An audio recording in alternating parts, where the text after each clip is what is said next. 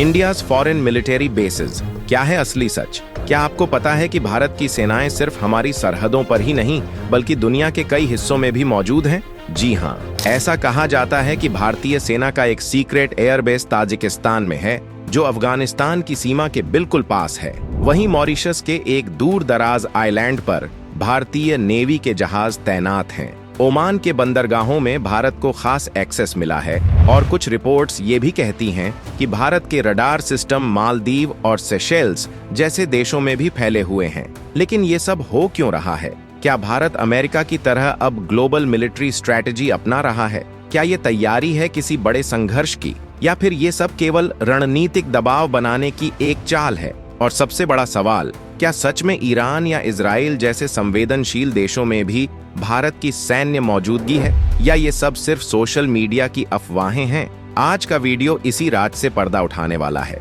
हम जानेंगे military base असल में होते क्या हैं, भारत किन देशों में अपनी सेना या निगरानी व्यवस्था फैला चुका है, किन देशों में भारत को सिर्फ दोस्ती मिली है और किन जगहों पर उसकी मौजूदगी चीन और पाकिस्तान को चेतावनी जैसी है। तो तैयार हो जाइए एक ऐसी यात्रा के लिए जहां सीमा रेखाएं कागज पर होती हैं, लेकिन असली शक्ति तय होती है पोजिशनिंग एंड प्लानिंग से। चलिए शुरुआत करते हैं, सबसे पहले जानकर कि मिलिट्री बेस का असली मतलब क्या होता है और भारत ऐसा कदम क्यों उठा रहा है। आइए शुरू करते हैं। इसी तरह की और रहस्यमयी जानकारी प्राप्त करने के लिए हमारे चैनल ट्रू हिस्ट्री को आज ही सब्सक्राइब करें और बेल आइकॉन को प्रेस करें।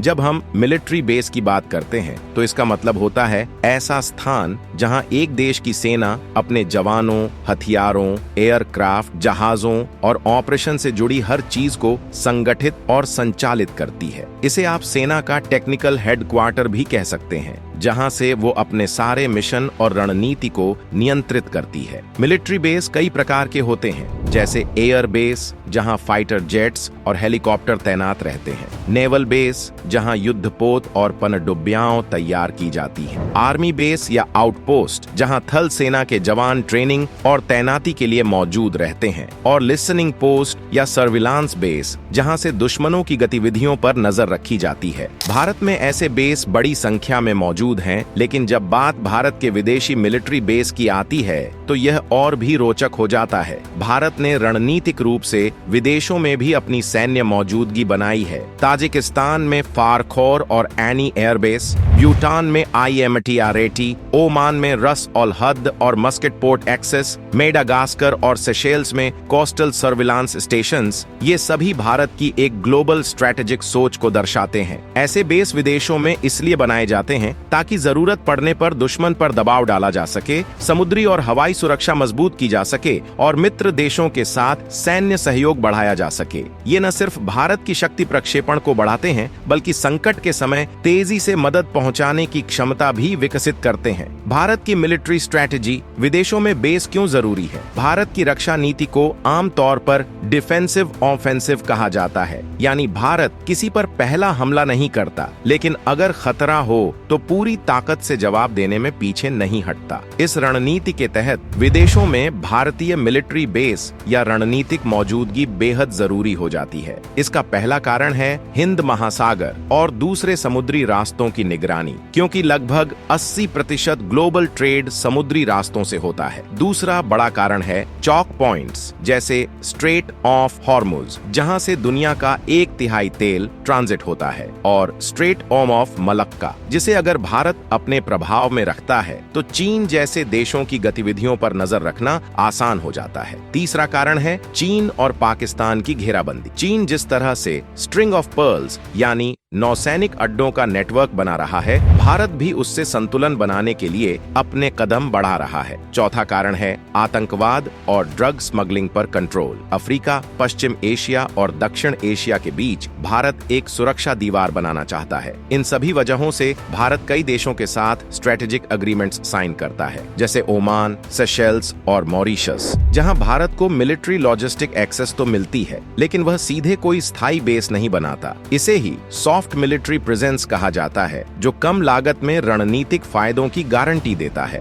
भारत की विदेशी धरती पर सैन्य मौजूदगी, कौन से देश और क्यों? दोस्तों, भारत का हमेशा से फोकस रहा है एक डिफेंसिव पावर बनना, लेकिन बदलते वैश्विक हालातों और खास तौर पर चीन और पाकिस्तान के बढ़ते प्रभाव को देखते हुए अब भारत भी अपने स्ट्रैटेजिक फुटप्रिंट विदेशों तक फैला रहा है। चलिए जानते हैं कि भारत की किन किन विदेशी जमीनों पर सैन्य मौजूदगी है और हर जगह की क्या अहमियत है। नंबर 1, ताजिकिस्तान, फारखोर एयरबेस और आइनी बेस। फारखोर बेस भारत का पहला और अब तक का एकमात्र आधिकारिक विदेशी एयरबेस है। यह अफगानिस्तान की सीमा के पास स्थित है और यहाँ RAV और ताजिक सरकार के बीच मजबूत सहयोग रहा है। भारत ने एनी बेस को भी मॉडर्नाइज किया है, जहां 3200 मीटर रनवे और आधुनिक रडार सिस्टम है। इसका मकसद था अफगान क्षेत्र में ऑपरेशंस और आतंकवाद विरोधी गतिविधियों में सहूलियत। Number 2, Mauritius, Agalega island. हिंद महासागर में चीन के बढ़ते दखल को संतुलित करने के लिए भारत ने इस द्वीप पर एक बड़ा naval and air strip project बनाया है। यहाँ एक लंबी रनवे और नेवल फैसिलिटी भारत ने खड़ी की है, जिससे उसकी नौसैनिक ताकत को इलाके में मजबूती मिलती है। नंबर 3,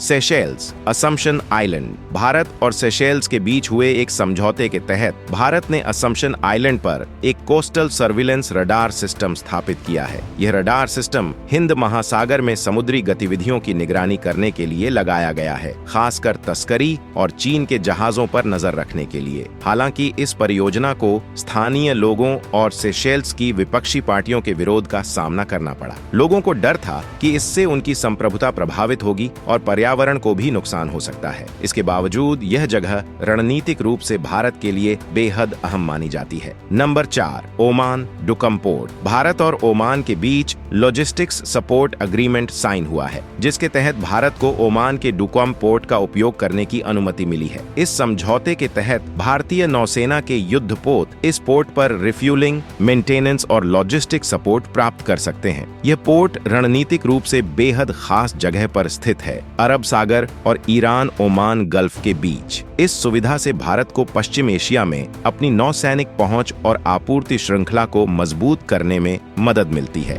नंबर 5, मालदीव, श्रीलंका और बांग्लादेश। इन तीनों देशों में भारत ने कोस्टल रेडार स्टेशंस स्थापित किए हैं, जो समुद्री गतिविधियों की निगरानी के लिए काम करते हैं। ये रडार स्टेशन भारत की सॉफ्ट मिलिट्री प्रेजेंस यानी सीधा बेस नहीं, लेकिन तकनीकी मौजूदगी का हिस्सा है। इनका मुख्य काम है समुद्र में आतंकवाद, ड्रग्स और हथियारों की तस्करी और चीन की संदिग्ध नौसैनिक गतिविधियों पर नजर रखना। ये रडार स्टेशन भारत को अपने पड़ोसी समुद्री क्षेत्रों में सतर्क और तैयार रहने की ताकत देते हैं, बिना वहां फिजिकल मिलिट्री तैनाती किए। नंबर 6, इजराइल और ईरान, अफवाहें और सच्चाई। भारत और इजराइल के बीच मजबूत रक्षा संबंध है। दोनों देश मिलकर डिफेंस टेक्नोलॉजी, सैटेलाइट ट्रैकिंग और संयुक्त सैन्य अभ्यास करते हैं। लेकिन इजराइल में भारत का कोई सैन्य बेस नहीं है। यह सिर्फ रणनीतिक साझेदारी है, न कि फिजिकल तैनाती। वहीं ईरान में भारत को चाबहार पोर्ट का उपयोग मिला था, लेकिन वह पूरी तरह से व्यापारिक और नागरिक उद्देश्य के लिए था, न कि सैन्य। इसीलिए जो लोग कहते हैं कि भारत का ईरान या इजराइल में सैन्य बेस है, वह बात सिर्फ अफवाह है। उसका कोई आधिकारिक या तथ्यात्मक आधार नहीं है। दुनिया के संदर्भ में भारत कहाँ खड़ा है? दुनिया में सबसे अधिक विदेशी मिलिट्री बेस अमेरिका के पास हैं, करीब 750 बेस, लगभग 80 देशों में फैले हुए। चीन के पास सिर्फ एक औपचारिक बेस है, जबकि रूस के पास लगभग 36 बेस हैं। फ्रांस, यूके और तुर्की जैसे मुल्कों की संख्या भी अमेरिका की तुलना में बहुत कम है। वहीं भारत का वैश्विक सैन्य ढांचा स्पष्ट रूप से नियंत्रित और रणनीतिक है।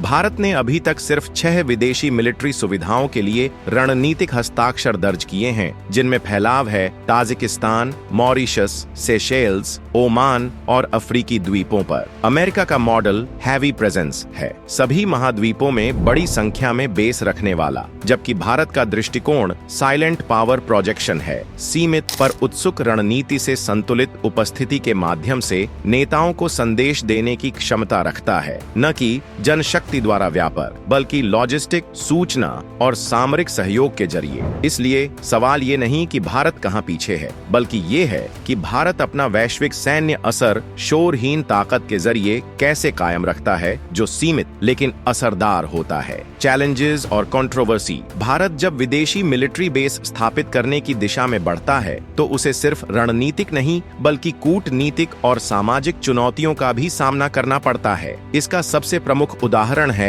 सेशेल्स का असम्पशन आइलैंड, जहां भारत एक नौसैनिक सुविधा विकसित करना चाहता था, लेकिन वहां की लोकल पब्लिक और विपक्षी नेताओं ने इसे सीधे सीधे अपनी संप्रभुता पर खतरा माना। पर्यावरण को लेकर चिंताएं भी सामने आईं और 2018 में सेशेल्स की संसद ने उस समझौते को खारिज कर दिया। यही नहीं, भारत की no first use nuclear policy भी वैश्विक चर्चाओं का विषय बनी रही है। ये नीति भारत को एक जिम्मेदार परमाणु शक्ति के रूप में दिखाती है, लेकिन आलोचक मानते हैं कि इससे भारत की रणनीतिक स्थिति कमजोर होती है, खासकर चीन और पाकिस्तान जैसे पड़ोसियों के संदर्भ में। इसके अलावा जब भारत छोटे देशों में बेस बनाने की कोशिश करता है तो उन देशों की संप्रभुता पर सवाल उठते हैं। मालदीव इसका ताजा उदाहरण है। लॉजिस्टिक्स और बजट भी बड़ी चुनौतियां हैं। विदेशी बेस का निर्माण, संचालन, वहां सैनिकों की तैनाती, सप्लाई चेन, सब कुछ बेहद खर्चीला और जटिल है। उदाहरण के लिए सिर्फ असम्पशन आइलैंड के प्रोजेक्ट की लागत 500 करोड़ रुपए से भी अधिक मानी गई थी। इतना ही नहीं, इन बेसों को ऑपरेशनल बनाए रखना लगातार संसाधनों की मांग करता है। तो सवाल उठता है, क्या भारत को वाकई और विदेशी मिलिट्री बेस की जरूरत है? तो दोस्तों,